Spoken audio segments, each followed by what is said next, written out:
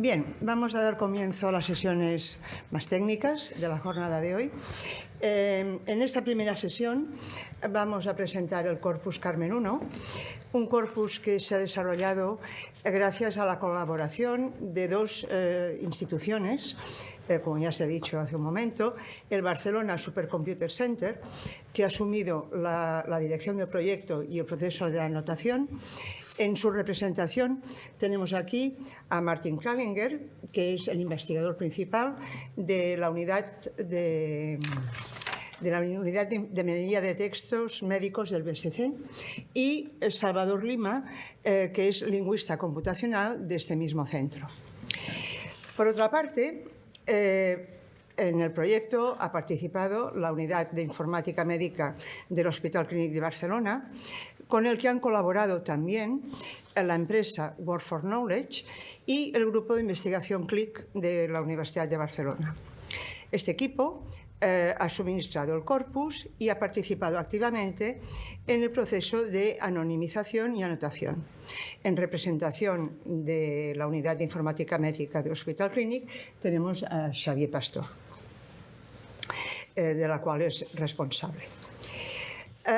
El Corpus Carmen I está formado por informes hospitalarios generados por el Hospital Clínic desde que se empezó el COVID, la pandemia, en el 2020 hasta el año 2022. Este corpus recoge muchos tipos una variedad importante de textos, como son altas hospitalarias, traslado de pacientes, radiología, exitus, cursos clínicos, algunos más representados que otros, pero lo que se ha querido es recoger la variedad de tipo de expresiones lingüísticas y léxicas que se dan en estos materiales para poder tener un corpus lo más completo posible. En esta jornada, el foco de atención es el proceso de anonimización. Un proceso que, como verán, va mucho más allá de la simple eliminación o ocultamiento del nombre del paciente, de la fecha de nacimiento, los datos estándar. Puede ocurrir que a partir de la información que contiene un documento se pueda identificar un paciente. Evidentemente, aquí confluyen dos aproximaciones al problema.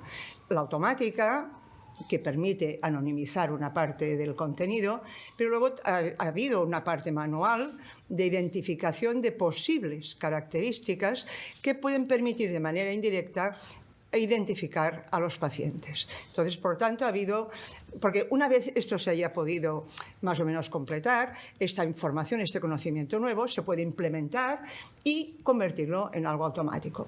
Por lo tanto, es un proceso que es un poco, ¿no?, de aprender, aplicar, aprender y aplicar. Los grupos que han participado se caracterizan por su larga trayectoria en la creación y anotación de corpus, tanto del dominio general como del dominio médico, y así como el desarrollo de recursos y herramientas en abierto para la comunidad hispanohablante. Solo quiero destacar, antes de proceder a las presentaciones de este panel, que ha sido un trabajo de equipo, de colaboración productiva entre los participantes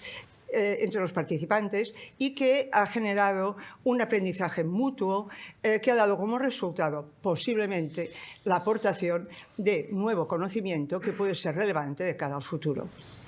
Este nuevo conocimiento, además, ha servido para el BSC y para la Universidad de Barcelona.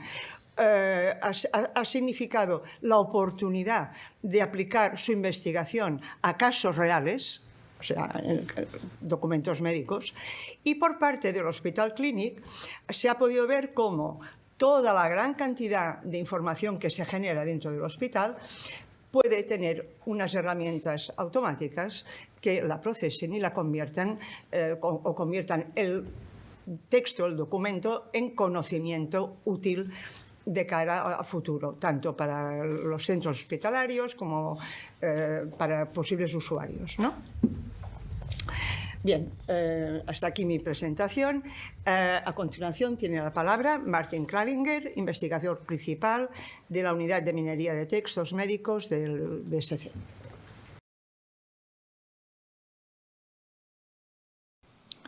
Buenos días, ¿se me escucha bien? Sí, pues quiero dar también la bienvenida desde el punto de vista del equipo de Text Mining en BSC a toda la audiencia, tanto online como presencial. Realmente estamos muy sorprendidos en tanto interés en estas jornadas. Comentar que tenemos más de 330 inscritos, entonces yo creo que sobrepasado nuestra expectativa, ¿no? En especial después de la vuelta de Navidades, y yo intentaré resumir brevemente un poco la idea de este corpus, de esta generación de datos anotados desde el punto de vista del contexto previo que hay y desde el punto de vista de la estrategia o el impacto que pueden tener este tipo de tecnologías, ¿no?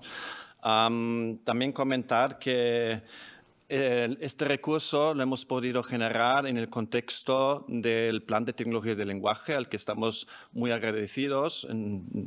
Solamente resumía que dentro de lo que es las actividades del Plan de Tecnología del Lenguaje, una de las tareas en las que estamos trabajando es en la generación de datos anotados, lo que se llama corpus, lo que son datos etiquetados con unos criterios de calidad y que sirven a su vez para medir la calidad y desarrollar o entrenar sistemas avanzados de tecnologías de lenguaje. Y en este contexto, la sesión 1 está relacionada con la generación de un conjunto de datos que puede servir para desarrollar sistemas de tecnología del lenguaje con un impacto en el ámbito clínico, ¿no? Este corpus que vamos a presentar más tarde. Aparte de estas actividades, hay otras más relacionadas con desarrollo de terminologías, con componentes que vamos a ver en la sesión 2 y también en lo que son campañas de evaluación en la que hemos estado trabajando activamente en el BCC, relacionado también con tareas relacionadas con la anonimización. Esto solamente se puede hacer a través de colaboraciones con los agentes en salud, que son hospitales, y aquí el CLINIC es fundamental en lo que es la colaboración que hemos tenido en el ámbito médico y clínico, y también hemos colaborado con otras instituciones como la Biblioteca Nacional de Ciencias de la Salud o la Agencia del Medicamento, que también asiste a esta jornada. Volviendo un poco a los ejes que hay dentro de lo que es el desarrollo de estas tecnologías en el plan TL, uno de los ejes importantes relacionados con el desarrollo tecnológico es el tema de acceso a datos, teniendo en cuenta lo que es el marco legal actual de privacidad, ¿no? en lo que son datos relacionados con el paciente. Y dentro de estas actividades hemos también trabajado en la elaboración de informes con asesorías legales relacionados en qué aspectos hay que tener en cuenta a la hora de poder generar datos que podamos compartir desde el punto de vista legal y el marco que hay ahora mismo en lo que es la compartición de datos de salud de pacientes, ¿no? En este contexto, un poco la inspiración que hemos tenido a la hora de generar estos datos son de identificar, esto se ha hecho también en el ámbito más de NLP clínico en inglés, los aspectos más relevantes para lo que es el desarrollo tecnológico. Uno, obviamente, es el acceso a datos, ¿no? Y aquí el Corpus Carmen que vamos a presentar representa un poco un legado de datos que vamos a intentar compartir con la comunidad para poder fomentar el desarrollo tecnológico. Otros están relacionados con generar o fomentar el desarrollo de componentes, de software que podamos compartir y que estén evaluados desde el punto de vista de la calidad de los resultados, ¿no? Dentro de lo que es el marco legal en Estados Unidos o en datos en inglés, hay una serie de características de lo que es la privacidad de datos que está muy bien estudiado y muy alineado con el desarrollo tecnológico de sistemas de anonimización, ¿no? En el ámbito europeo esto está mucho menos desarrollado. Hay un marco legal, pero no está trasladado a lo que es la implementación tecnológica de sistemas de anonimización o de identificación de datos, ¿no? Entonces, la inspiración de este corpus, del corpus Carmen 1, es un poco qué se ha hecho para fomentar el desarrollo de NLP clínico en inglés. Y aquí uno de las fuentes de información o de las fuentes de datos claves desde el punto de vista del desarrollo tecnológico ha sido el corpus MIMIC 3. O sea, este recurso ha representado una revolución dentro de lo que es el desarrollo tecnológico de NLP clínico en inglés, ha resultado en más de 3.000 publicaciones, una diversidad de aplicaciones técnicas y áreas de aplicación de NLP clínico para lo que son fuentes de información en inglés. Entonces, nuestra idea o nuestra hoja de ruta ha sido emular de una manera este proceso de poder generar datos que podamos compartir, que estén anonimizados para fomentar el desarrollo tecnológico y a su vez aprovechar mejor también la información clínica que hay en la historia clínica actual, ¿no? Este corpus ha tenido un proceso de anonimización en su origen un poco más artesanal o incluso tecnológicamente menos avanzado que el que vamos a presentar a continuación y ha generado básicamente un conjunto de datos anonimizados que ha servido como fuente de información tecnológica, ¿no? Creo que no tengo que explicar mucho sobre la relevancia que tienen estos datos y el poder analizarlos para poder aprovecharlos mejor. Obviamente, dentro de estos datos hay una información clínica de alto interés, una serie de resultados de los pacientes que ahora mismo no se están aprovechando desde el punto de vista de extracción de información y de complementación de lo que son los datos estructurados, que sí que se están aprovechando mucho mejor desde el punto de vista de analítica de datos, toma de decisiones y también de gestión de los datos de salud.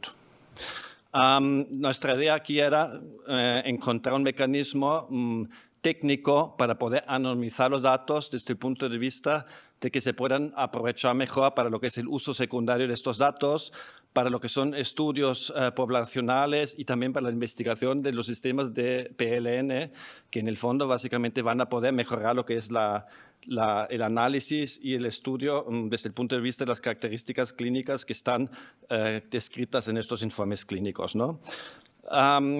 ¿Qué tipo de características puede afectar la calidad de estos sistemas? Pues obviamente el tipo de informe clínico, la densidad que tiene la información sensible dentro de estos informes, la cantidad de datos anotados o de ejemplos que se proveen a estos sistemas de anonimización.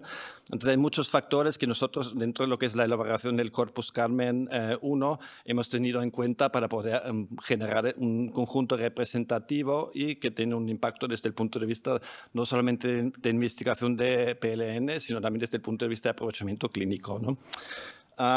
Para concluir, básicamente la idea que vamos a presentar es un conjunto de datos anotados, etiquetados, anonimizados con un protocolo, con unos criterios muy transparentes de lo que es la información sensible del paciente, teniendo en cuenta también características clínicas de la privacidad que puede tener el documento en sí. Y creo que no voy a entrar mucho más en detalle. Quería agradecer otra vez la asistencia pues, al público y a online, y creo que también uno de los objetivos de este Info Day, más que dar una divulgación muy técnica, es fomentar la interacción, las sinergias entre distintos agentes, tanto de investigación clínica, de personal sanitario, de lo que es la comunidad de desarrollo de inteligencia artificial y en PLN en salud, para intentar ver mejor pues, cómo podemos interactuar, mejorar lo que es la situación actual de estas herramientas y la aplicación en el ámbito clínico. Muchas gracias y doy la palabra a María Antonia. Bien, de acuerdo. A continuación, habrá una sesión de preguntas que la haremos al final, me imagino, ¿no? Que es mejor esperar que los tres ponentes Vamos un poco adelantados en el tiempo, entonces creo que no suele ser el caso. Yo creo que si hay una pregunta candente y que no puede esperar al final de la sesión o alguien se tiene que ausentar justo al final, pues sí, se puede hacer. Hay tiempo, o sea, vamos bien. Cosas raras. ¿Hay alguna pregunta?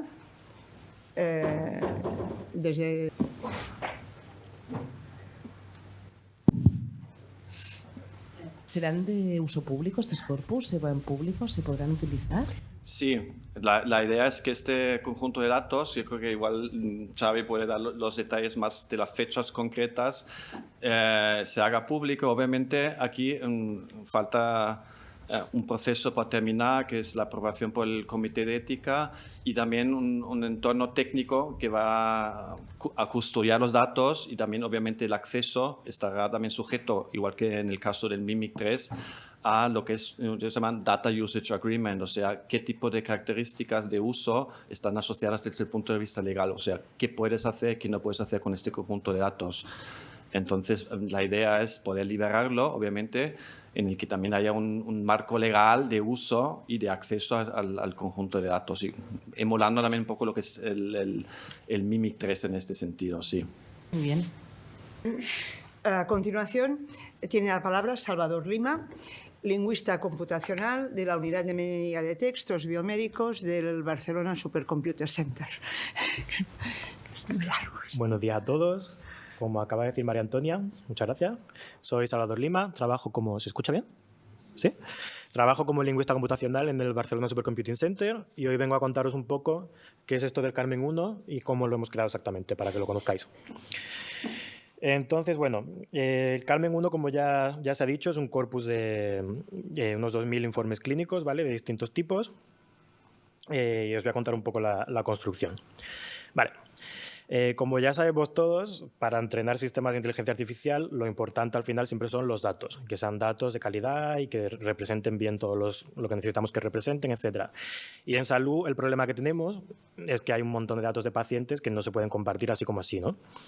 Entonces, bueno, ¿qué es esto de los datos sensibles? Los datos sensibles es información que te permite reidentificar a una persona, ¿no? Y esto puede ser un dato sensible directo, puede ser un nombre, puede ser un teléfono, puede ser un correo electrónico, por ejemplo, pero también puede ser algo indirecto, ¿no? Porque si tú tienes datos sueltos sobre una persona que quizás no son exactamente su nombre y su dirección, pero si los pones todos juntos, también te permiten reidentificar a una persona, ¿vale? Y esto es una parte importante del trabajo que hemos hecho. Entonces, bueno, ¿en qué consiste exactamente la anonimización? Según la Agencia Española de Protección de Datos, los datos se consideran anonimizados siempre que no exista una probabilidad razonable, que es algo un poco abstracto, pero bueno, una probabilidad razonable de que se pueda reidentificar a la persona de la que se habla en el documento, ¿no? En castellano ya existen algunos recursos, ¿vale?, que presentan historia clínica anonimizada, como por ejemplo hay un corpus de lista de espera de radiología de Chile o el corpus nubes de negación, que también es de historia clínica. Y estos corpus están anonimizados, pero ninguno presenta una metodología de anonimización realmente detallada y que haya tenido en cuenta como diferentes agentes que participan en todo este proceso. Y es una de las cosas que queremos aportar también con este corpus. Entonces, bueno, la metodología de anonimización, teniendo en cuenta todo lo anterior, quisimos un poco desarrollar nuestra propia metodología, nuestro propio protocolo para este corpus Carmen. Entonces, bueno, estuvimos haciendo un poco de análisis de lo que ya se había hecho antes, tanto en inglés, en castellano como en otros idiomas. Y entre todos los agentes del proyecto, que somos pues, el BSC, el grupo CLIC, que es el Centro de Lenguaje y Computación de la Universidad de Barcelona, y también, obviamente, el Hospital Clínic de Barcelona, decidimos hacer un protocolo conjunto que fuera muy exhaustivo para crear como un marco en el que pudiéramos trabajar. Todo esto lo hemos plasmado en una documentación que también se liberará como parte del proyecto, que lo hemos llamado Protocolo de Anonimización. Y como ya os digo, pues eso es un trabajo muy multidisciplinar, pues trabajamos nosotros en el BSC representando un poco más la parte de inteligencia artificial y procesamiento del lenguaje, CLIC un poco más la parte de lingüística y el Hospital Clínic la parte clínica. Entonces, bueno, el protocolo que hemos hecho tiene unos 5 pasos, más o menos, de manera resumida. Primero hemos hecho un análisis preliminar de los datos, que es algo muy importante siempre.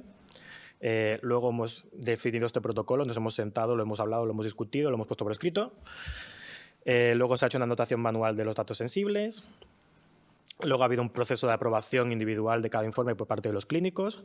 Esto ya lo hablaré más tarde. Aquí es muy importante la parte que he dicho de información indirecta de los pacientes. Y luego, para terminar, no es suficiente haber detectado los datos. Necesitamos un poco eliminarlos, cambiarlos, si no, no se pueden publicar. Vale. Entonces, bueno, el análisis preliminar es siempre un poco lo primero que hay que hacer a la hora de enfrentarse a unos datos nuevos, ¿no? Hay algo un poco obvio, que es que para poder trabajar con unos datos es importante conocerlos.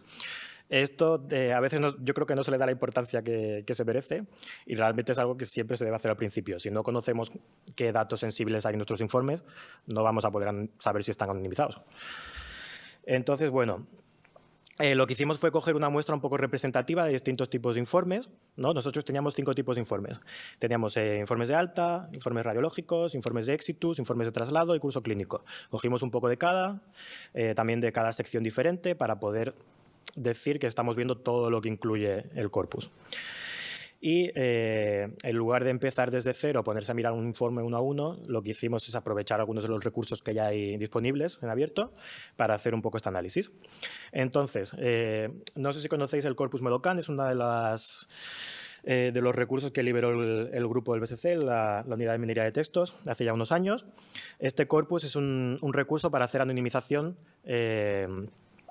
Está hecho con casos clínicos, porque bueno, ya sabéis lo que estamos hablando hoy, de que es muy difícil liberar informes de hospital y todo. Entonces, bueno, utilizamos muchas veces casos clínicos porque realmente son un buen sustituto, porque se parecen un montón en muchas cosas. Entonces, bueno, teníamos este corpus que incluye un etiquetado muy granular basado en algunos estándares americanos sobre cómo se deben anonimizar los textos y qué datos sensibles podemos encontrar. Entonces, algunos ejemplos. El nombre del paciente, el sexo del paciente, la edad del paciente, el nombre del sanitario, familiares, cosas como fechas, profesiones, territorios, países, también nombres de hospitales. Realmente es muy exhaustivo. En total hay como unas 29 etiquetas. Y fue un buen marco para empezar a hacer todo este trabajo, ¿no? Entonces, ¿qué es lo que hicimos? Con todos estos recursos que tenemos, ya teníamos algunos modelos automáticos entrenados que utilizamos sobre la muestra que habíamos cogido de informes del hospital. Esta muestra... a ver, ahora. La anotación que hicimos tenía 2 objetivos. Por un lado, comprobar que realmente, aunque tengamos 29 etiquetas, estas 29 etiquetas realmente cubren lo que vamos a encontrar en los datos. Y por otro, como también uno de los objetivos es crear modelos automáticos adaptados para los datos del hospital, pues también queríamos ver si lo que ya teníamos de los casos clínicos funcionaba bien realmente en este tipo de texto nuevo, que no solamente... Me estoy adelantando un poco, pero bueno, no solamente es que sea un tipo de texto nuevo, sino que incluye diferentes idiomas, ¿no? Porque al ser informes de un hospital de Barcelona, encontramos informes que están en castellano, informes que están en catalán e informes que tienen un poco de cada. A veces es una sola frase, a veces te cambia a mitad de frase de idioma. O sea, hay un poco de todo. Entonces, bueno... hicimos esta preanotación y lo que hicimos fue un poco la corrección de lo que había hecho el modelo. Entonces, bueno, el modelo funcionaba bien en algunas cosas, pero nos dimos cuenta de que algunas otras cosas se las dejaba, ¿no? Esto es un ejemplo de uno de los informes del corpus, con los datos obviamente limpios, no son los reales. Entonces, bueno, vimos que, por ejemplo, cosas muy básicas, edad, nombres, fechas, muy bien, pero había otras que realmente no se habían considerado que era el corpus Medocan, porque bien eran propias del hospital, ¿no? Por ejemplo, nos encontramos con bastantes códigos de habitaciones, ¿no? De partes del hospital, que esto no lo habíamos considerado, y también porque había cosas que, como los informes son de la época del COVID, que bueno, seguimos un poco en la época del COVID, pero en la época grande de la pandemia, pues antes no existían, ¿no? Pues, por ejemplo, los hoteles hospitalizados, ¿no? De estos hoteles que se habilitaron para meter pacientes porque ya no había más sitio, pues también había algunos de estos, por ejemplo, y también era importante anonimizarlos. Entonces, bueno, aquí hay un ejemplo, ¿no? Evolución en sala de 517, este tipo de cosas teníamos que tenerlas en cuenta. Vale, pues una vez que hicimos todo este análisis, nos sentamos entre todos y nos pusimos a planificar cómo íbamos a hacer este trabajo y qué teníamos que cubrir y cómo íbamos a repartirlo todo. Entonces, bueno... como os digo, nos pusimos a hablar entre el BSC, el CLIC y el Hospital Clinic y decidimos ponerlo todo por escrito de manera que este trabajo no se quedase en el aire, sino que fuese algo que luego permitiese que otras personas que quieran hacer cosas de anonimización puedan basarse en ello. Algunas cosas que decidimos, pues por ejemplo, teníamos las guías del corpus que os he mencionado de Medocan. Obviamente estas guías no cubren todos los tipos de información que tenemos, ya os he dicho que hay algunas cosas que eran nuevas, así que hicimos una extensión para poder hacer la anotación, con los datos sensibles específicos del Hospital Clínic por un lado y los específicos de la pandemia del COVID-19 por otra. También otra cosa que hicimos, según íbamos viendo los informes, pues vimos que había muchas cosas que quizás no se podían anonimizar directamente, pero que en cierto modo te servían para saber cosas sobre la persona de la que iba el informe, ¿no? Estos son estos datos sensibles indirectos, ¿no? Pues, por ejemplo, con quién vive, si tiene mascotas, lo hemos encontrado. Incluso hemos encontrado cosas de qué está hecha su casa, ¿no? Entonces, estos son unos tipos de datos sensibles que los llamamos indirectos, que no los podemos anonimizar, pero necesitamos tenerlos en cuenta y evaluarlos, porque si luego sacamos los informes y resulta que alguien dice, vale, pues esta persona se dice que vive en tal sitio, que su casa está hecha de no sé qué y que vive con 3 personas en su casa y que además tiene un perro, pues a lo mejor si lo pones todo en conjunto sí que te sirve para identificar a esa persona, ¿no? Y eso es un peligro real. Entonces, decidimos incluir un paso más allá de la anotación manual, que fue la aprobación por parte de los clínicos de cada uno de los informes que incluimos, teniendo en cuenta estos aspectos. Entonces hicimos un listado de estos datos sensibles indirectos, ¿vale? Intentando ser lo más exhaustivos posibles y teniendo en cuenta 3 ejes, ¿vale? Que son el paciente, los familiares del paciente y también el hospital, ¿vale? Porque también hay datos que a lo mejor son propios del hospital o de los sanitarios también, ¿vale? Entonces, a ver, a partir de esto, pues eso, decidimos meter este paso de aprobación con unos criterios de inclusión y exclusión de documentos, por lo cual los médicos podían realmente evaluar si la anonimización se había hecho bien. Y bueno, pues a partir de aquí ya nos pusimos a trabajar. Todo lo que hemos hecho hasta ahora ha sido un poco de planificación. Bueno, y esto que os he contado se plasman 2 documentos importantes, ¿vale? Que son el protocolo de anonimización de los informes, ¿vale? Y las adendas o extensión de las guías de Medocan, que explica pues estas cosas que no aparecen en las guías publicadas, cómo se deben anotar. Esto es parte de la documentación del proyecto y lo sacaremos también junto al corpus y los modelos.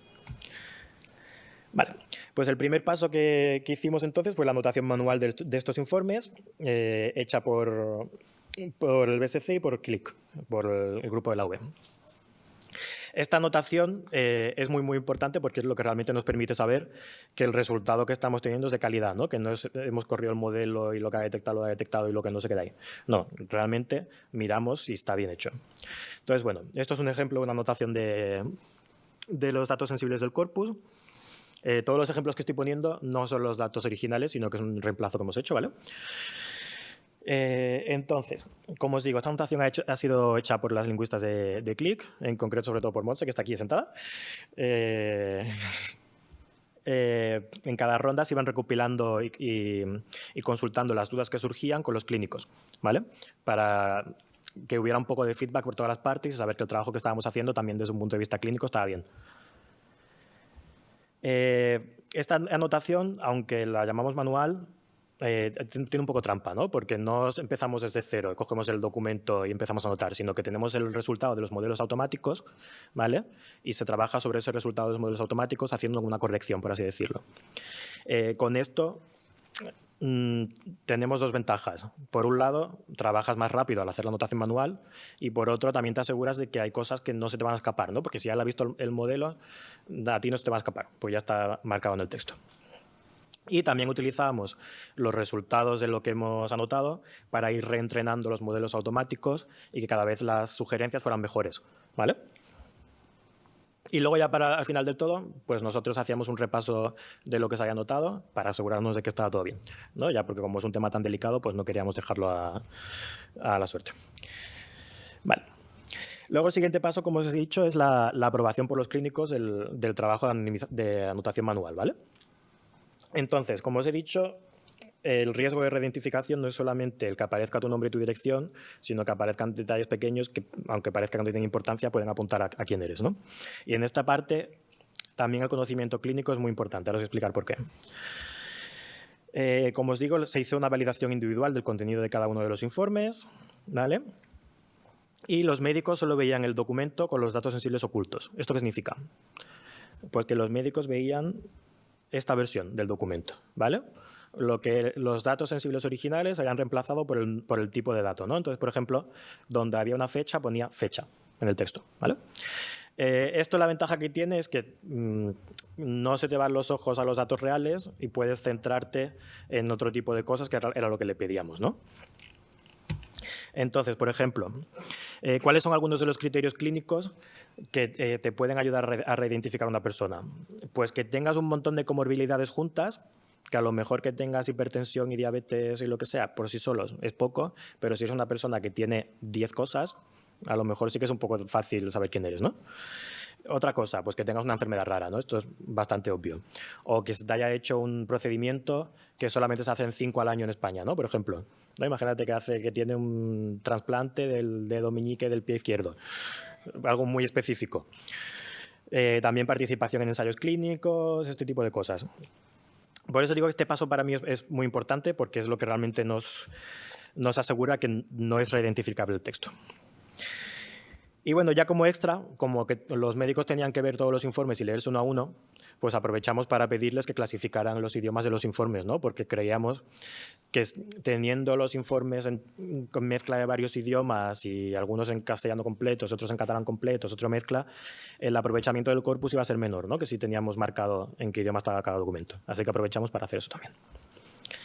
Y bueno, el siguiente paso ya al final es el reemplazo de los datos sensibles, ¿no? Como os digo, detectar los datos en la primera parte, pero para realmente poder compartirlos, que al final era uno de los propósitos del proyecto, ¿no? Que estos informes no nos lo quedáramos nosotros, sino que lo pudiera usar todo el mundo quien quisiera, necesitamos hacer una modificación de estos datos. Entonces, bueno, hemos utilizado dos técnicas, ¿vale? Que ya están bien establecidas, que se han utilizado en otros casos de anonimización de éxito. La primera es la ocultación, ofuscación, enmascaramiento, lo veréis llamado de muchas maneras en sitios distintos, que es cambiar el dato sensible por el tipo de dato sensible al que pertenece, ¿no? Pues esto, si pone el nombre del médico, lo cambiamos por nombre personal sanitario. Si pone... A ver, espérate, voy a poner esto. Vale. Si pone el nombre del médico, pues nombre personal sanitario. Si pone la profesión, pone profesión. Si pone fechas, pues fecha. Esto es muy fácil hacerlo. El problema es que esto obviamente no es un texto real. La describe así, ¿no? Entonces, bueno, la utilidad es un poco más reducida. La segunda parte que hicimos, a ver si pasa. Vale. La segunda parte que hicimos es otra técnica que es un poco más compleja porque requiere un poco más de trabajo, que es hacer el reemplazo de los datos sensibles por datos que fueran sintéticos y pero que se parecieran al dato real un poco, ¿no? Que si en el informe real ponía 75 años, en el nuevo pusiera 69, ¿no? Que si en el informe real esta persona era profesora, ahora pone neurocirujana. Entonces, bueno, esto es un trabajo que es más complejo porque requiere sacar un montón de recursos, de listas de vocabulario y hacer muchas reglas. Y muchas veces tiene que estar un poco ajustado a lo que son los datos si tú quieres que realmente el texto luego tenga un cierto sentido y pueda pasar como cierto, ¿no? Porque al final es la ventaja de este tipo de anonimización frente a la de arriba es que el texto parece real, ¿no? Tú no sabes si esto es el texto que ha escrito el médico o es el que he anonimizado yo, ¿no? Porque realmente parece real. El de arriba, bueno, menos el septiembre de 2024, que es del futuro, que se me ha colado, no tiene nada que ver con el de arriba, ¿no? Es mucho más aprovechable que el otro. Entonces, bueno, ya como resumen, el Corpus Carmen 1, ¿en qué consiste? Pues bueno, son 2.000 informes, ¿vale? Escritos durante la pandemia de COVID-19, aquí en el Hospital Clínic de Barcelona, temporalmente, pues desde marzo de 2020 que empezó la pandemia, hasta principios de 2022, no me acuerdo el mes concreto, y que han sido anonimizados manualmente y aprobados por los clínicos para asegurar que no se pueden reidentificar los pacientes, ni los médicos, ni nadie. Incluye 5 tipos de informes, ¿vale? No todos están representados en el mismo grado, pero incluye un poco de cada uno. Estos tipos de informes son de alta, de traslado, de radiología, de exitus y de curso clínico, ¿vale? Lingüísticamente y también clínicamente, el contenido del corpus es muy variado.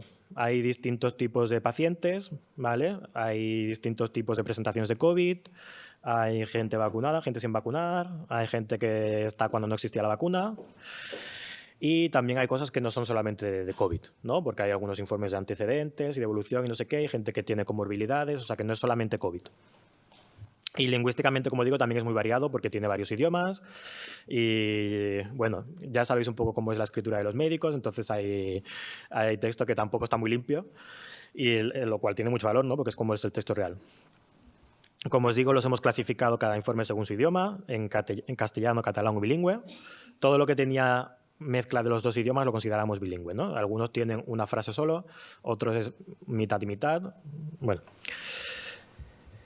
Y, como digo, sacaremos dos versiones, una con los datos sensibles ocultos, que es lo que os he enseñado antes, ¿no? Que una fecha, por ejemplo, el 1 de marzo de 2020, una fecha polémica, pasa a ser el nombre del dato, pasa a poner fecha, o la segunda versión, en la que los datos sensibles los hemos sustituido por equivalentes sintéticos, ¿no? Pues, por ejemplo, donde pone profesora, ahora pone cocinera, ¿no? Donde pone 1 de marzo de 2020, ahora pone 3 de febrero de 2007, ¿no? Vale. Y la fecha de publicación que hemos estimado, porque como ha dicho Martín, estamos en proceso de hablar con el comité de ética y determinar algunos detalles. La fecha de publicación que hemos estimado un poco va a ser durante abril de 2023, ¿vale? Y vamos a sacar todas estas cosas. El corpus en 2 versiones, que se hará el acceso mediante formulario, ¿vale? Va a estar libre, pero para que haya un poco de control, pues estará este formulario. Sacaremos también algunos modelos preentrenados, esperamos que de Hugging Face, porque es lo que se lleva ahora más. Y realmente son muy fáciles de utilizar y de entrenar. Esperamos que con la versión con los datos sensibles sustituidos. También sacaremos esta documentación, incluyendo el protocolo de anonimización que hemos seguido, que se explica todo el proceso, todos los pasos que hemos seguido, y la lista de identificadores indirectos, bla, bla, bla, y también la extensión de las guías de Medocan, ¿no? Con el objetivo de que quien quiera hacer esto tenga una referencia, ¿vale? Y bueno, eso es todo. Espero que haya quedado claro. Realmente tenía muchas cosas que contar en muy poco tiempo. Muchas gracias a todos, y si tenéis alguna duda, pues no sé si tendremos tiempo ahora o luego, cuando prefiráis. Sí. ¿Sí? ¿Cómo va? Abrimos un turno de preguntas. Sí, allí. Sí, sí. Hola. Hola. Lo primero de todo, felicidades por el trabajo. Gracias. Súper interesante. Y creo que es una demostración más de que, sobre todo los que nos dedicamos a esto, que estamos todo el día diciendo que lo importante son los datos, y los datos y los datos, porque se ha demostrado, ¿no? que no es tan fácil como hay inteligencia artificial, me podéis hacer algo rápidamente con algún modelo. Yo tenía dos preguntas. Una, la primera, si el modelo que habéis utilizado, si lo he entendido bien, el modelo para hacer la preanotación que está basado en Medocan, Sí. si este está liberado o por dónde lo tenéis. O dónde Ahora mismo no está liberado, pero sí que estamos pensando hacer un poco recopilación de todos los corpus que hemos sacado y sacar algunos modelos preentrenados en Hugging Face para que estén de uso sencillo, porque ahora mismo no lo tenemos liberado, pero realmente es algo muy útil y creo que es necesario. Entonces, en el futuro lo intentaremos sacar. Y la otra pregunta es relativa a la parte de la generación de los datos sintéticos para sustituir. No sé si puedes explicar un poquito más, porque claro, no sé si lo habéis hecho, no lo he entendido bien, si habéis hecho la sustitución automática o manual. He entendido que era automática. Con algún... Es un poco artesanal, porque, por así decirlo, ¿no? Porque realmente es automática, pero lo que hay detrás son muchos sistemas de reglas, listas de vocabulario bastante curadas, ¿no? Sino que las he cogido, lo he hecho yo personalmente, las he cogido y me he asegurado de que el contenido que había en las listas era lo que nos interesaba tener como reemplazos. O sea, sí, es automático, pero hay bastante trabajo detrás. Porque entiendo que, por ejemplo, cuando dices voy a sustituir el sexo del paciente, dices, bueno, pues la regla será que es... Claro, el sexo del paciente es una cosa que anotamos, pero que precisamente decidimos que no tenía sentido hacer un reemplazo automático, ¿no? Porque luego, sobre todo a nivel gramatical, es que iba a quedar una cosa un poco rara. Porque claro, hay datos que entiendo que son importantes, ¿no? La edad es importante, no puedes sustituirla por una edad cualquiera, o claro, la ahí profesión. Lo que hicimos es eso, como teníamos un sistema de reglas, yo ya había trabajado además en esto en el pasado, entonces ya tenía un poco de experiencia. Lo que hicimos fue, por ejemplo, para las fechas, moverlas dentro de un rango, ¿vale? Para que no pasas a una persona que tiene 20 años a tener 80, ¿no? Pero que si tienes 80, puedes pasar a tener 70 o puedes pasar a tener 90, por ejemplo. ¿No? Más o menos tiene un cierto sentido. Pues nada, estas son mis preguntas. Vale. Muchas gracias. Bueno, y otra cosa que quiero decir también en este sentido, las fechas, por ejemplo, también hemos tenido cuidado de que se mantenga la coherencia temporal, por así decirlo, que hay en el texto, ¿no? Que si te aparecía en el texto original una fecha de 1990 y la siguiente es del 2000, pues que no esté la segunda fecha antes que la primera, ¿no? Sino que se mantenga esa diferencia un poco. Enhorabuena por una iniciativa espectacular. De hecho, todos estábamos esperando ver esto y sobre todo para empezar a hacer manitas. Una pregunta muy sencilla. ¿Habéis trabajado algún modelo ya con esto? ¿Algún qué, perdón? ¿Algún modelo predictivo? ¿Habéis intentado sacarle jugo ya vosotros mismos? Bueno, tenemos algunas cosas, pero que no están publicables aún. Estamos aún trabajando. Por eso no he incluido nada de rendimiento de los modelos, nada de eso, porque además creo que no era lo interesante de la sesión.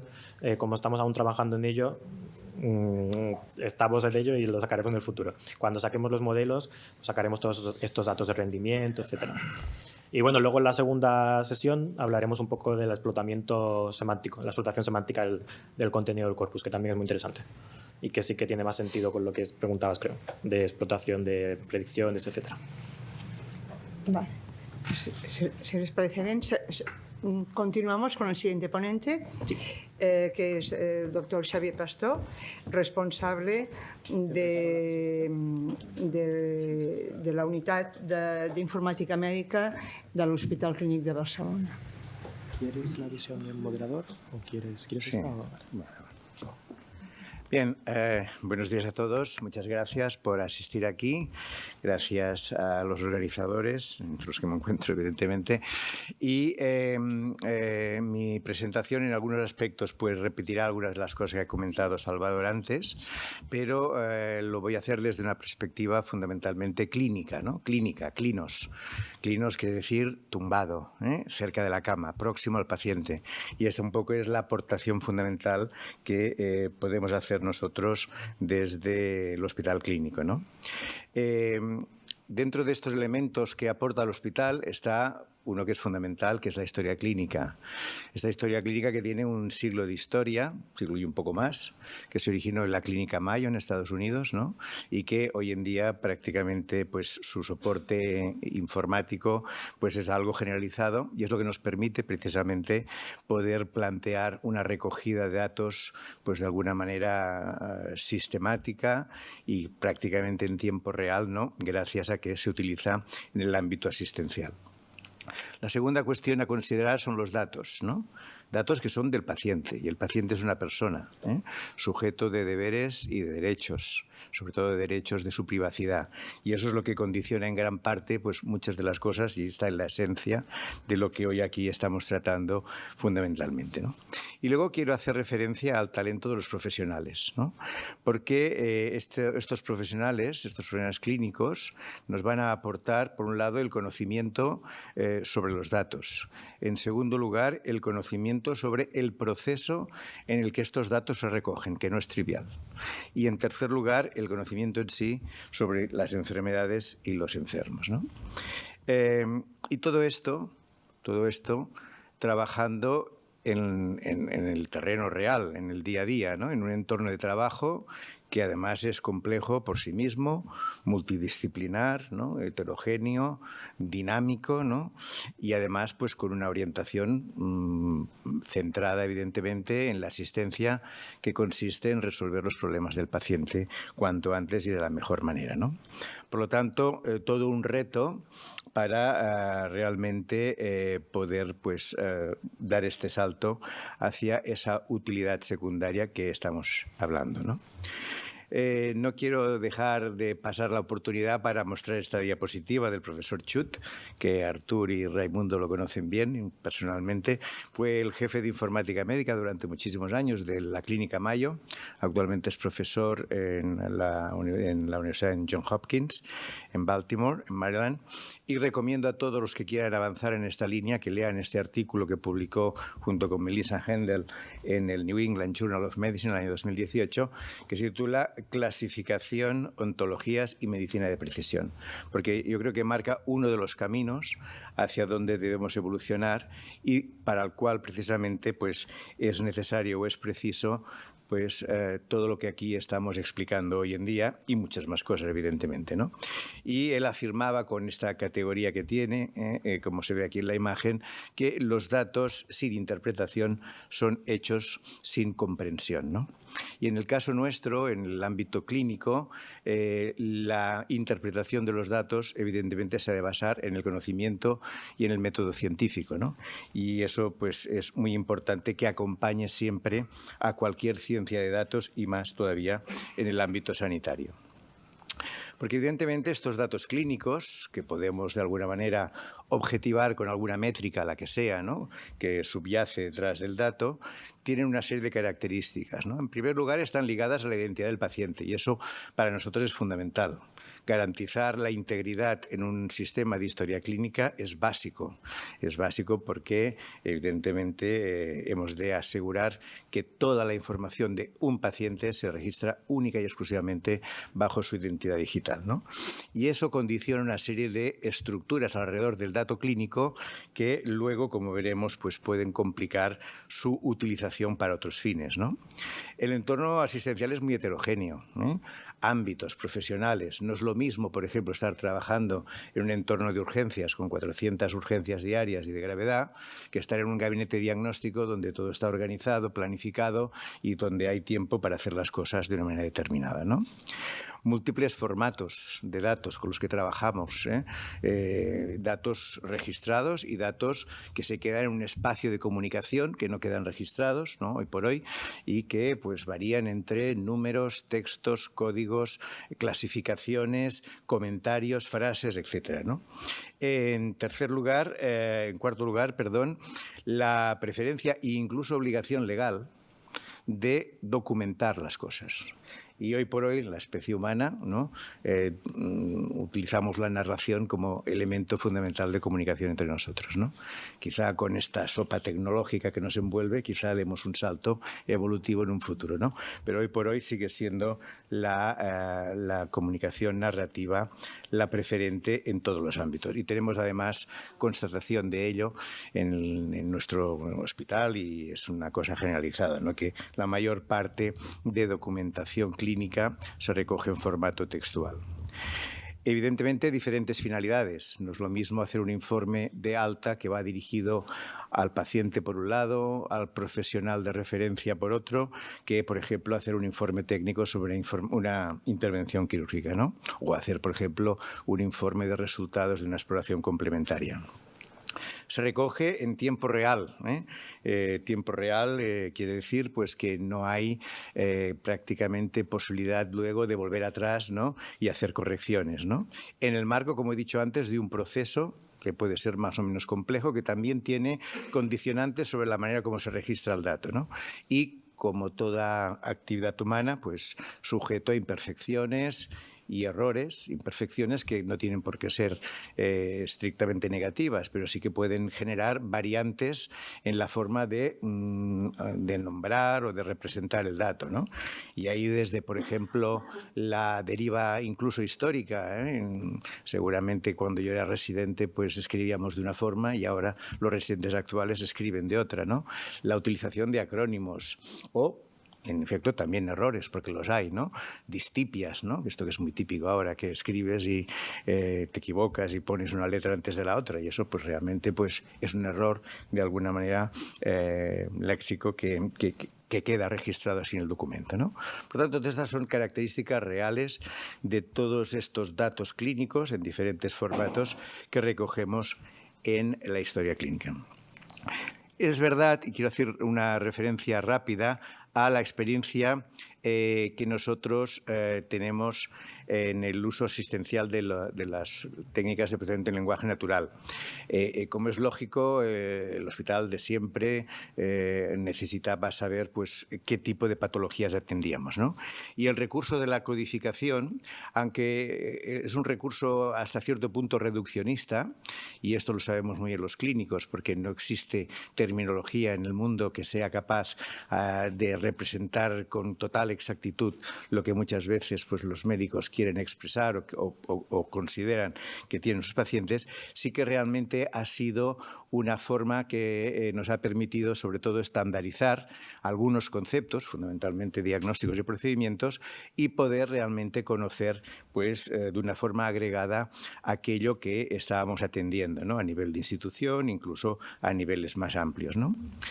En nuestro caso, pues experiencias ya de utilizar herramientas en el día a día asistencial las tenemos desde el año 2014, o sea que ya tenemos una cierta experiencia en la cual pues el equipo de documentación clínica la empezó a utilizar inicialmente con una cierta prevención, ¿no?, para dar soporte a este proceso de codificación que hacían los expertos, ¿no? Y precisamente gracias al atrevimiento que tuvo este departamento de hacer este paso adelante, también en tiempo real y en el día a día, pues se pudo confirmar a lo largo de este periodo, de este tiempo, que era una herramienta útil y que además encajaba en el proceso de la codificación, ¿no? Y con esta visión y con esta experiencia, pues creció el interés, ¿no?, generalizado pues en todo el hospital de poder extender esta herramienta inicialmente utilizada, como digo, para codificar los diagnósticos y los procedimientos de los diferentes episodios de los pacientes del hospital, para poderla utilizar también en investigación con la detección de otros conceptos de otras entidades. Y la pandemia COVID pues fue una oportunidad, desgraciadamente en otros aspectos, ¿no?, pero en este caso, para este proyecto sí que fue una buena oportunidad. El 24 de febrero se diagnosticó el primer caso peninsular, precisamente aquí en el Hospital Clínico. Me parece que era una estudiante de Erasmus que volvía de la zona de Bérgamo, que, como sabéis, fue una de las zonas que inicialmente en Europa pues la pandemia fue más terrible, ¿no?, y produjo más mortalidad. Y a partir de aquí pues se decretó el estado de alarma el 15 de marzo y ya enseguida, a principios de abril, de hecho nuestra relación con el BSC empezó el 4 de abril en concreto, lo he revisado, pues se iniciaron múltiples proyectos, ¿no?, una gran explosión de esfuerzo para investigar esa nueva enfermedad, para poder conocer una serie de características y sobre todo para intentar predecir la evolución. Y fue en este contexto donde, como digo, el Hospital Clínico y el BSC acordamos iniciar este proyecto conjunto para contribuir a este conocimiento, ¿no? El objetivo principal del proyecto, tal como lo redactamos, fue precisamente obtener modelos predictivos, lo que se comentaba aquí antes, ¿no?, con antelación suficiente y fiabilidad suficiente, sobre todo para poder decidir en qué momento el paciente necesitaba cuidados críticos y, sobre todo, soporte ventilatorio, y poder organizar bien la oferta de esos recursos, ¿no? Pero también, a su vez, nos planteamos aprovechar el proyecto para conocer la enfermedad en diferentes aspectos, antecedentes, clínica, evolución, etcétera, ¿no? Y como compromiso también de esta colaboración con el BSC y la participación de la SEDIA con el Plan TL, el compromiso de generar este corpus que precisamente hoy presentamos, Primeras decisiones que tuvimos que tomar bajo el punto de vista clínico. Bueno, primero, organizar un equipo clínico multidisciplinar en un momento hipercomplejo asistencialmente, porque parte de los clínicos que trabajaban acababan de salir de una guardia y venían con una cara que ya os podéis imaginar pues de lo que habían visto y lo que habían pasado, ¿no? Por lo tanto, también quiero hacer una nota de agradecimiento muy especial pues a nuestros compañeros pues que, a pesar de todo eso, aún tuvieron ganas y esfuerzo para poder participar activamente en el proyecto, ¿no? Este equipo tuvo, en primer lugar, que determinar qué criterios diagnósticos de COVID-19 existían. Simplemente ahora lo tenemos muy claro, pero en las primeras etapas no sabíamos. Se estaban desarrollando los test de diagnóstico rápido, la secuenciación. A veces pues llegaba el paciente con una clínica muy evidente, pero el test salía negativo. La PCR tardaba, no era paciente COVID, ¿no? Quiero decir que hubieron muchos aspectos de este estilo que luego, como digo, para identificar a los pacientes hubo que considerar.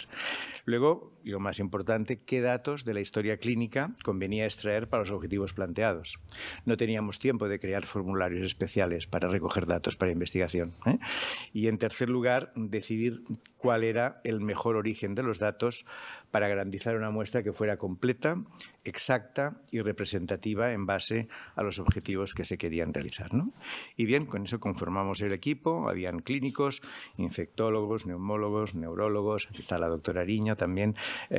Por otro lado, especialistas en diagnóstico por imagen, el doctor López ahí detrás, de laboratorio también, farmacéuticos, la doctora Calvo, que también está por aquí, y evidentemente el equipo de informática médica y documentación clínica, que actuábamos un poco de coordinación de todo este grupo y con el grupo del BSC.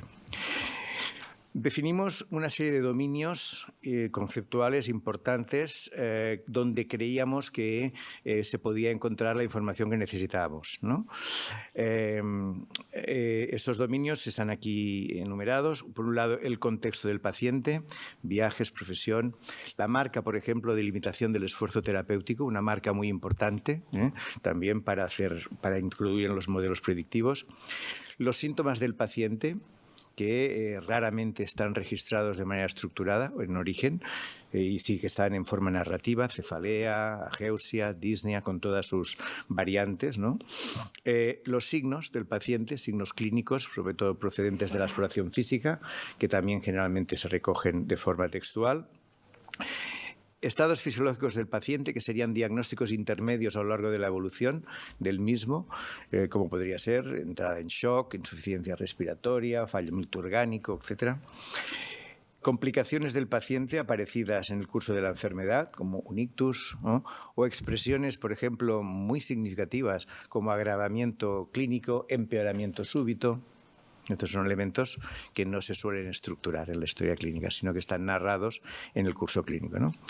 Y procedimientos de soporte relevantes, ¿no? Por ejemplo, expresiones como carga de volumen, ¿no? O, por ejemplo, la decisión de pronar al enfermo, ¿no?, para mejorar la insuficiencia respiratoria.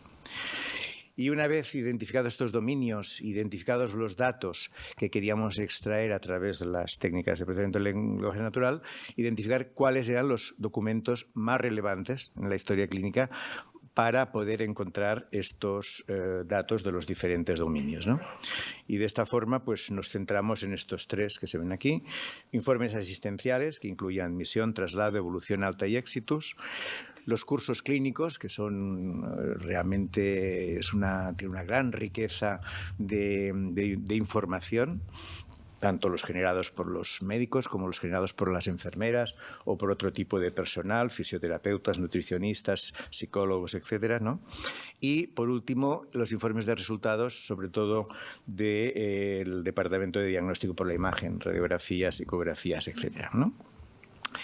Y el gran problema, como lo he dicho antes, es que todos estos documentos están muy ligados a la identidad de un paciente.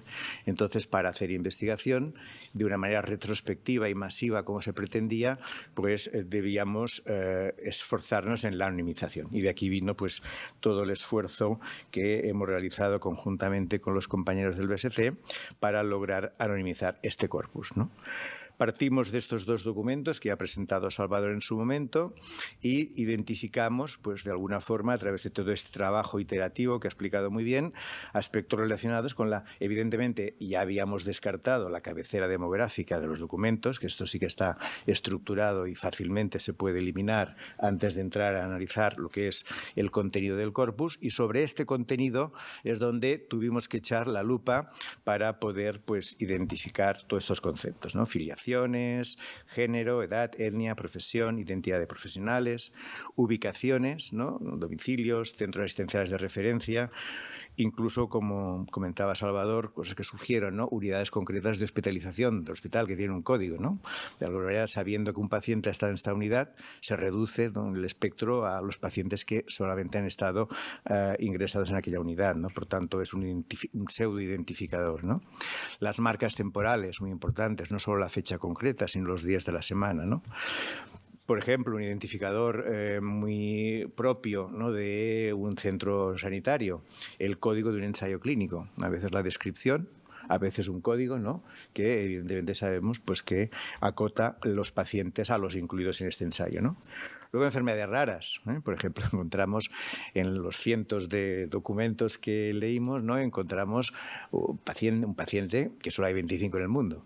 Entonces, claro, realmente este paciente lo excluimos del corpus por las razones que se han dicho, ¿no? O el caso de la excesiva concurrencia de enfermedades, que este es un tema abierto, porque, a ver, hay una serie de enfermedades prevalentes que concurren en muchos casos, ¿no? Y esos quizás no serían tan importantes.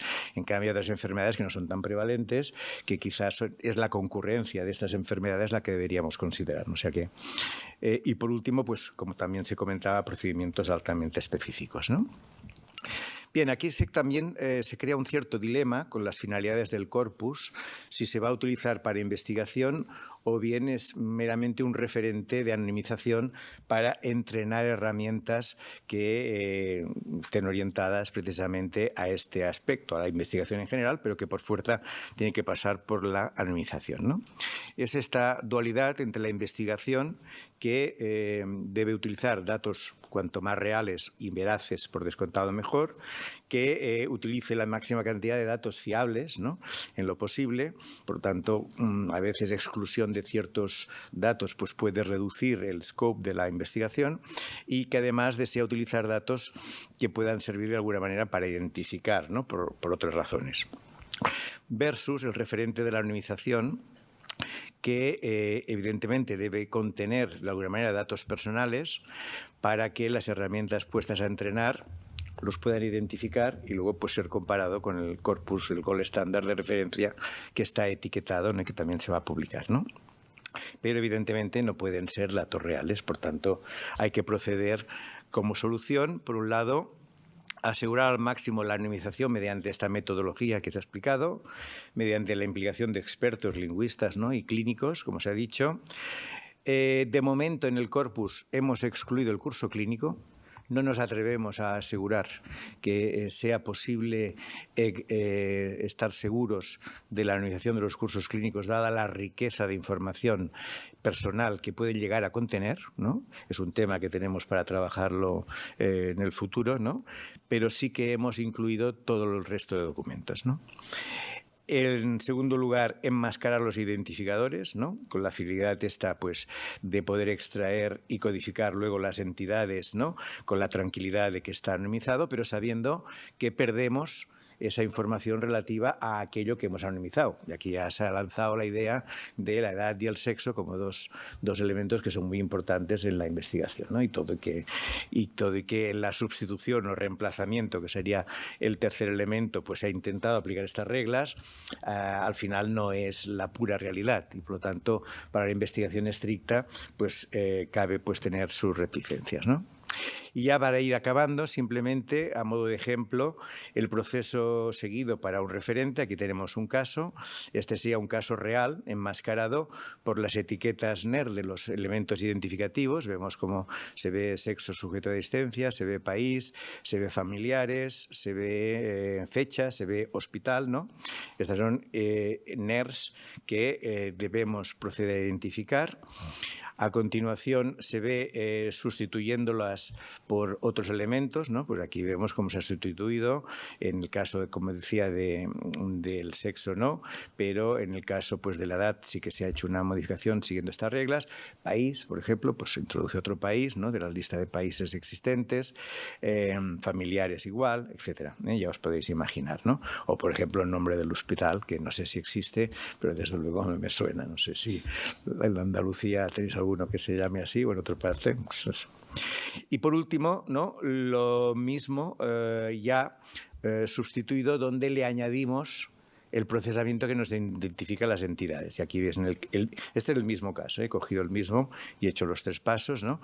Y se ve cómo identifica elementos, como elementos del ser humano, identifica enfermedad, identifica síntomas, identifica también pues fármacos, ¿no?, procedimientos, y fijaros además de que con qué fiabilidad, ¿no?, y utilizando acrónimos, diferentes expresiones, etcétera.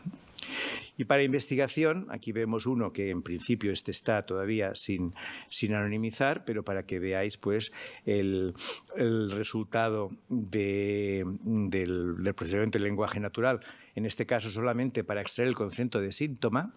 Fijaros qué riqueza de datos que nos extrae el sistema, incluyendo acrónimos tales como BEG, buen estado general, ¿no?, NH, normohidratado, NC, normocloreado, o RHY-, ¿no? reflujo hepatoyugular negativo, etcétera, ¿no? Todo este tipo de acrónimos, ¿no?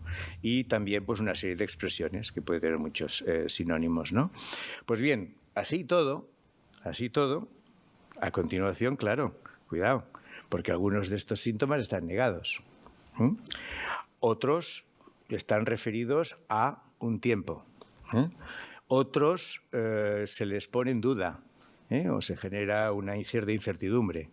Y otros pues, pueden hacer referencia a terceros o incluso, en este caso, en este ejemplo no hay ninguno, pero podrían hablar de especulación, ¿no? De hipótesis de especulación. O sea, no son hechos reales confirmados. Así es como trabajamos.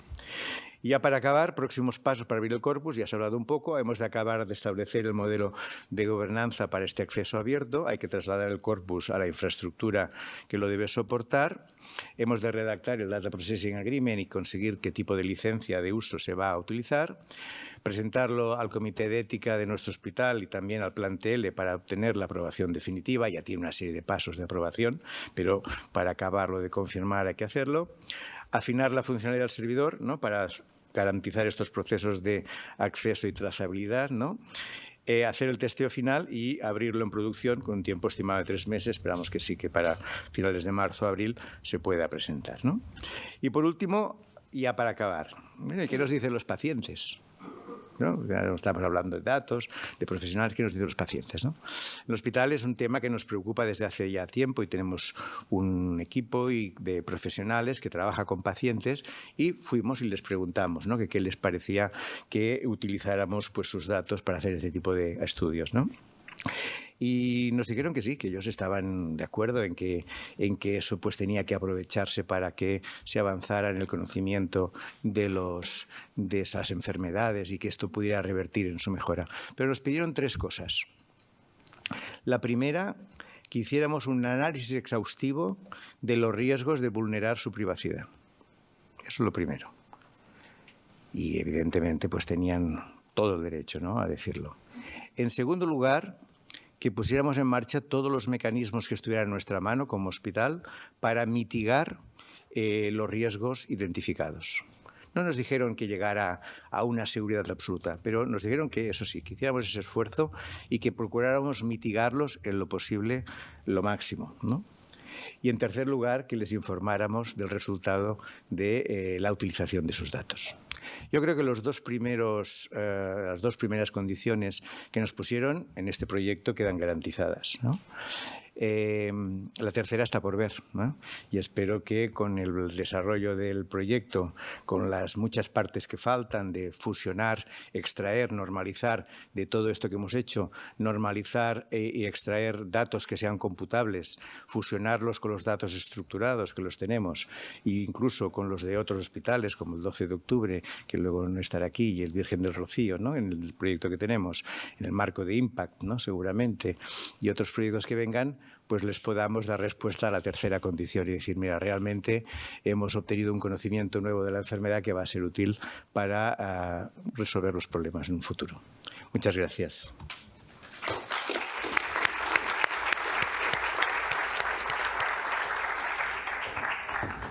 Bueno, ahora sí se abre el turno de preguntas y también hay preguntas online. No hay mucho tiempo, así que vamos a contestar algunas y las del chat. Tenemos un correo que aparece luego en pantalla. Si alguien tiene una duda muy, muy importante, la puede enviar por ahí. Vale. Luego, si queda tiempo después de la mesa redonda, intentaremos contestar algunas igualmente, ¿vale? Pero es que yo me he pasado un poco y creo que Xavi también de tiempo, o sea que vamos un poquillo justos. Vale. Pues se abre un turno de palabras. Sí, porque además la tenía pendiente de antes, lo que pasa es que me llevabais solo para allá. Ah, bueno. Bueno, primero daros la enhorabuena, es una magnífica noticia. Yo creo que habéis... Perdón un momento, si acaso el que pregunta, si se puede identificar, sí, que perdón, puede ser por supuesto. relevante. Soy Carlos Parra, voy a participar después en una mesa y aquí vengo a representar al Hospital Virgen del Rocío con larga colaboración también con otro tipo de proyectos de informática médica. Y bueno, eso, daros la enhorabuena, lo primero de todo. Habéis abierto la lata en este país de empezar a poder hacer uso de datos abiertos y lo primer resultado es que sí se puede. Sí, está claro que sí se puede. Y después tenía una pregunta de la sesión anterior, pero creo que la tengo ya medio respondida, porque digo, ¿cómo habéis conseguido la involucración de los profesionales sanitarios para hacer una revisión manual de 2.000 informes? Entiendo que ha sido en el marco de la COVID. Claro, ha sido un trabajo que se inicia en ese proceso del que ya conozco también, de preparar datos para intentar desarrollar modelos predictivos. Entonces, vamos, eso lo tengo un poco claro. Y ya una pregunta concreta. Es que no sé si en la lista de informes que habéis utilizado, que habéis liberado, que se están utilizando, informes de urgencia están, que no me ha quedado bastante claro. Sí, porque acogemos una vez tenemos identificado al paciente, que son pacientes ingresados, o sea, no son todos los pacientes diagnosticados de COVID, son solamente los que ingresan, bien sean ingresados físicamente en el hospital o en hospitalización domiciliaria, que es otra manera de ingreso que tenemos. De estos pacientes tenemos todos sus informes y, por tanto, incluyen los de urgencias, porque muchas veces entran por la puerta de urgencias. Por lo tanto, sí, los tenemos también, sí. Por otros son informes de alta, de urgencias, de hospitalización, raramente de consulta externa, puede haber alguno también de consulta externa y eso más de evolución. Vale. Primero allí y después. Hola, sí. Bueno, mi nombre es Ricardo, soy médico pero trabajo de ingeniero de software ahora en Epistemic AI, es la empresa. Una de las preguntas que tenía sería más para Xavier. ¿Va a haber algún mecanismo para retraer documentos individuales? Por ejemplo, si se publican 1000 textos, luego habrá algún mecanismo para, si hay algún error o se ve que hay algún dato privado que no se podía haber publicado, ¿se podrán retraer documentos individuales del corpus o eso no está contemplado? Sí, en principio, en general, en este tipo de colaboraciones, dentro del DPA se propone que si se detecta, si les pide, a los usuarios, los compromisos de los usuarios autorizados, que si se detecta que puede ocurrir, ¿no? Porque no somos perfectos, ¿no? Algún caso que se notifique y entonces, evidentemente, se quita. Vale, gracias. Y una pregunta rápida para Salvador. El tema de la anotación, ¿cada documento se ha anotado solamente por una persona o ha habido también como validación cruzada entre anotadores en cada documento? A ver, realmente no se ha hecho por una sola persona porque se ha hecho una anotación primera y luego se ha revisado varias veces.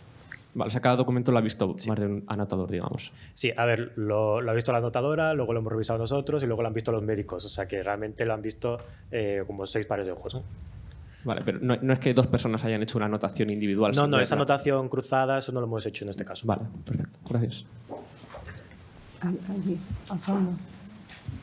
Al fondo.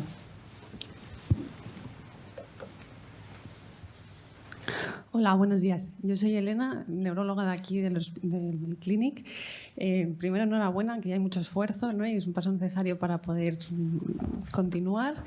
Tengo 2 preguntas. Una es, en cuanto al corpus, esa homología con el Mimic 3 que ha sido tan útil y tan explotado, en el Mimic 3 hay casi más de 40.000 pacientes y también hay datos estructurados, ¿no? De lo que es la asistencia normal, de todo tipo de datos que puede haber en una historia clínica. ¿Se plantea ampliar este Carmen 1 con más casos, este corpus, ampliarlo y hacerlo más grande y añadirle también datos estructurados? A ver, viene bien que lo preguntes porque era una de las preguntas del chat. Sí, igual contesto yo a esta. Realmente el trabajo previo, o sea, una fuente un poco de inspiración ha sido el Mimic.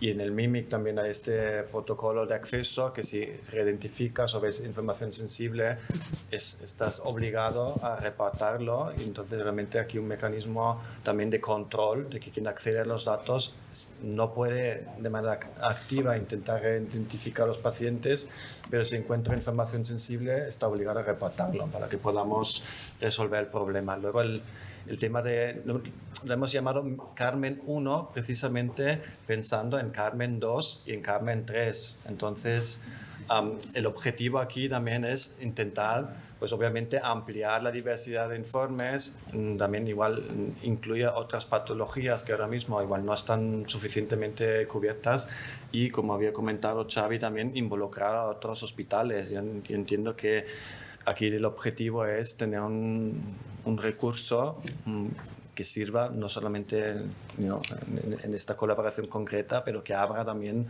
pues, otras vías de generación y colaboración y entornos un poco más a nivel nacional o incluso a nivel en Latinoamérica, y también grupos en Argentina y Chile que están interesados en este proceso. La parte de datos estructurados yo creo que no es exactamente nuestro interés, pero yo entiendo que Xavi igual ahí puede comentar algo. Sí, bueno, eso vendrá en próximas sesiones, o sea, queda pendiente ahora de todo lo que se ha sacado aquí, pasarlo a normalizar y a codificar. Eso todavía no ha pasado. Y entonces, una vez hecho esto, se fusiona con lo que ya tenemos extraído de datos estructurados, que es mucho. Y entonces pasarlo también al estándar, utilizaremos OMOP para también con Virgen del Rocío y 12 de octubre poder hacer finalmente el análisis, poder sacar los modelos predictivos, que era el objetivo inicial. Pero creo que la realidad nos ha demostrado que lo que más rápidamente hemos conseguido, aunque han pasado mucho tiempo, no ha sido pues formalizar la metodología de trabajo. Yo creo que tendríamos que cortar aquí porque si no nos vamos muy retrasados. No, pero como habrá ocasión durante el día de hacer preguntas, pues... Sí, aparte, sí, aquí veis en la pantalla hay un correo de contacto que se pueden enviar preguntas. Lo que pasa es que los contestaremos pues, seguramente en back office pues, cuando... a partir de la semana que viene. Sí, bueno. Igualmente, si queda tiempo después de la mesa redonda, quizás contestamos algunas del chat, que hay algunas pendientes. Vale, pues pasamos a la mesa redonda. Muchas gracias.